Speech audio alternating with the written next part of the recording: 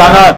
आज आमचा भीमशक्ती काँग्रेस, राष्ट्रवादी काँग्रेस आणि जनता दल सेक्युलर, छत्रपती शिवाजी महाराज शेतकरी संघटना भीमशक्ती यांच्या संयुक्त विद्यमाने वद्दर ते देगलूर हा धडक मोर्चा व पदयात्रा 25/9/2024 रोजी होणार आहे।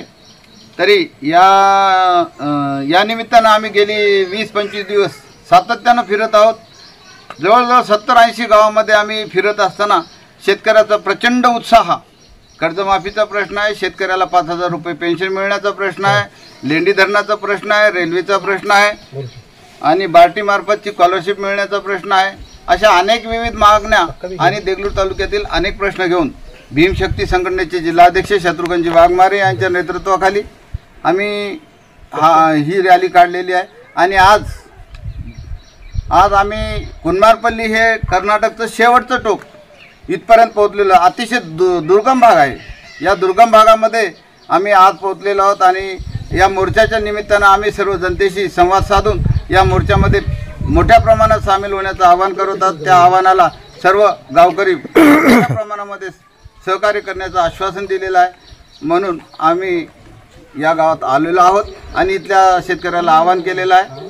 तरी आपण सर्वांनी मोठ्या संख्येने या कार्यक्रमास उपस्थित राहावे। ही शेतकऱ्याला कर्जमाफी मिळालीच पाहिजे, शेतकऱ्याला कर्जमाफी मिळालीच पाहिजे, शेतीमध्ये काम करणाऱ्या कामगाराला 5,000 रुपये पेन्शन मिळालंच पाहिजे, शेतीमध्ये काम करणाऱ्या कामगाराला 5,000 पेन्शन मिळालंच पाहिजे, स्वामीनाथन आयोग लागू झालाच पाहिजे, स्वामीनाथन आयोग लागू झालाच पाहिजे, नांदेड बिदर रेल्वेचा मार्ग झालाच पाहिजे, नांदेड बिदर रेल्वेचा मार्ग झालाच पाहिजे, प्रलंबित लेंडी धरणाचे काम त्वरित पूर्ण झालेच पाहिजे, लेंडी धरणाचे काम त्वरित झालंच पाहिजे, बार्टी मार्फत विद्यार्थ्यांना पूर्ण स्कॉलरशिप मिळालीच पाहिजे, बार्टी मार्फत शिकणाऱ्या विद्यार्थ्यांना पूर्ण स्कॉलरशिप मिळालीच पाहिजे।